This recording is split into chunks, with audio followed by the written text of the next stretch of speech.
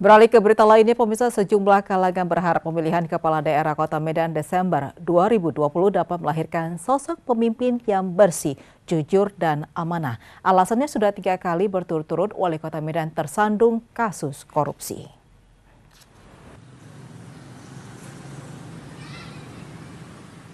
Pemilihan wali kota dan wakil wali kota Medan yang akan digelar 9 Desember 2020 mendatang hampir dapat dipastikan akan diikuti oleh 2 pasang calon.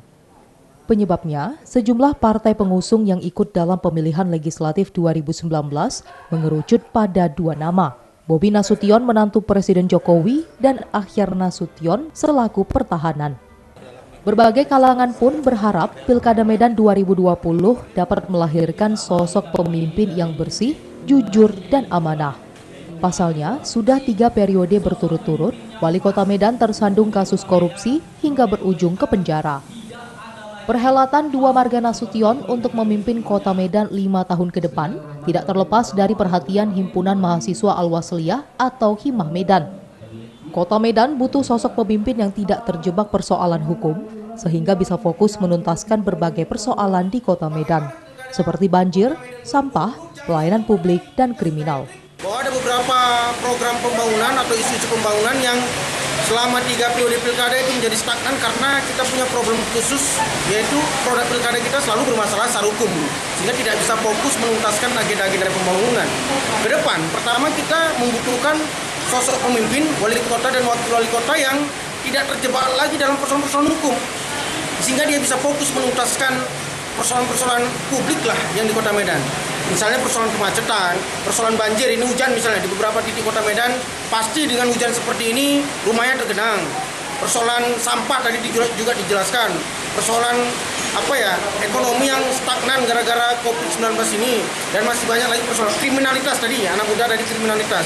Kita butuh sosok pemimpin, wali kota dan wakil wali kota yang bisa menuntaskan itu dan serius mengembalikan kebangkitan dan kemajuan Kota Medan.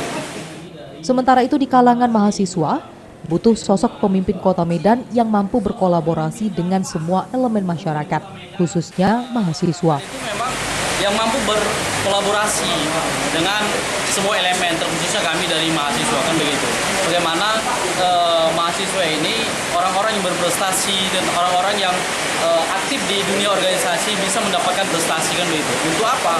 Untuk kawan-kawan yang selalu mengkritik tentang pembangunan untuk lebih baiknya Kota Medan ini, itu kan salah satu apresiasi sebenarnya untuk pemerintah. Dan inilah harapan mahasiswa atau khususnya Himah Kota Medan.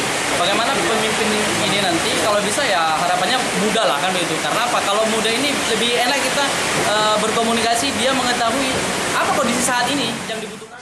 Selain sosok yang bersih, jujur, dan amanah, Pilkada 2020 diharapkan melahirkan sosok pemimpin yang mampu membuat Kota Medan menjadi lebih baik. Dari Medan, Said Ilham, iNews melaporkan.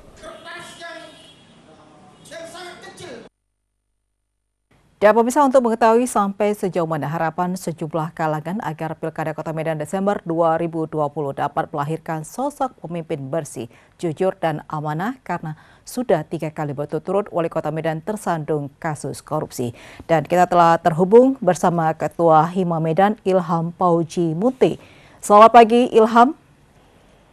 Ya, selamat pagi Mbak. Ya Ilham, Desember 2020 Pilkada Kota Medan berlangsung. Nah, bagaimana Anda melihat sosok pemimpin yang layak memimpin Kota Medan 5 tahun ke depan? Ya, menurut kami pemimpin yang layak di Kota Medan itu adalah orang-orang yang mempunyai semangat yang tinggi untuk membangun Kota Medan. Seperti itu kalau menurut kami. Menurut Himah ya, semangat ya. Nah, dari sampai saat ini ada 2 bakal calon yang diusung untuk pilkada nanti. Nah, menurut Anda, menurut Himah, apa kelebihan dan kekurangan dari kedua pasangan calon saat ini? Ya, kalau yang saat ini memang kita lihat ada 2, yaitu Mas Bobi dengan Pak Akhyar. Kalau Mas Bobi kita lihat kelebihannya, beliau itu mempunyai semangat yang tinggi untuk membangun Kota Medan ini dan mempunyai nilai kreativitas, inovatif, mungkin karena jiwanya muda ya, karena jiwanya muda.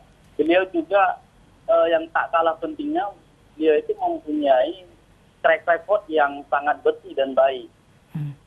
Ini sangat menjadi kelebihan beliau kami lihat. Itulah ya kelebihan dari Mas Bobi.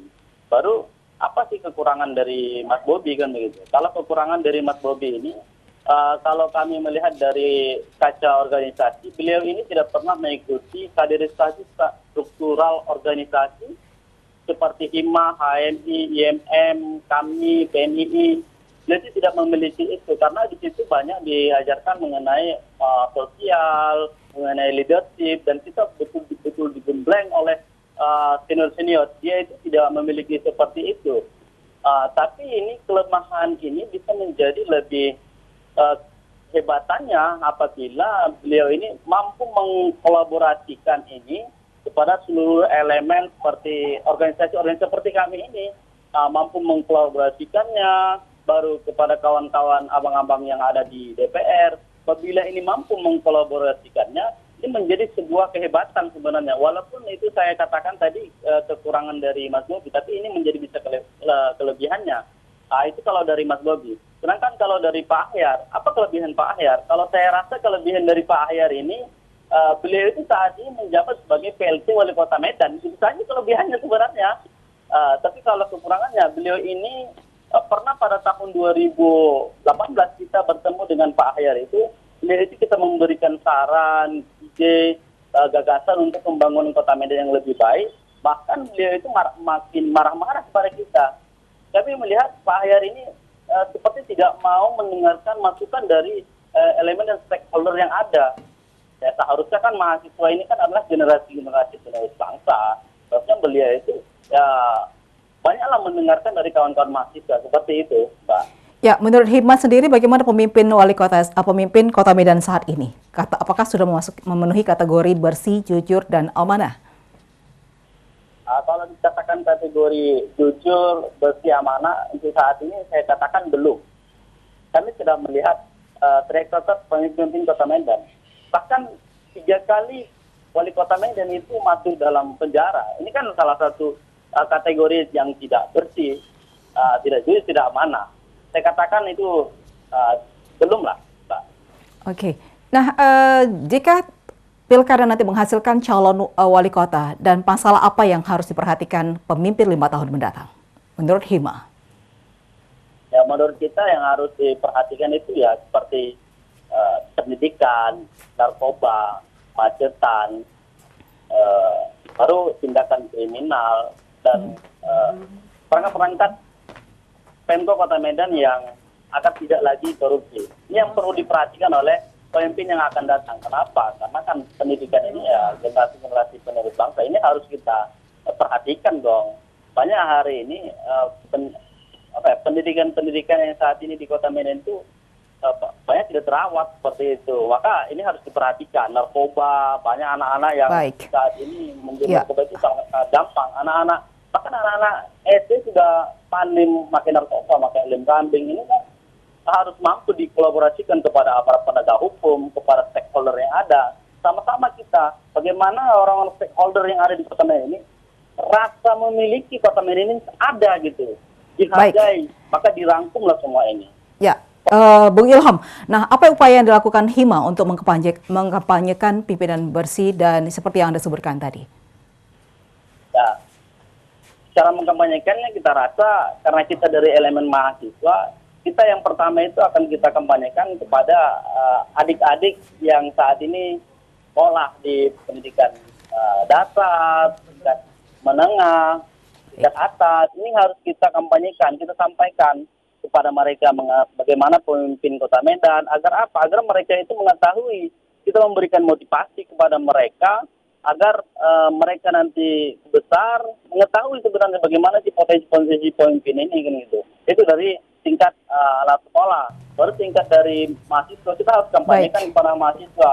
Jadi mahasiswa itu harus memberikan kritik dan saran untuk pembangunan Kota Medan. Mereka itu harus sama-sama memiliki Kota Medan ini. Ya. Dan seolah mereka itu dihargai karya kreativitasnya, keilmuannya. Baik, Bu Ilham. Baik. Terima kasih. Semoga kita ke depannya akan memilih pemimpin yang jujur dan amanah seperti yang diharapkan masyarakat.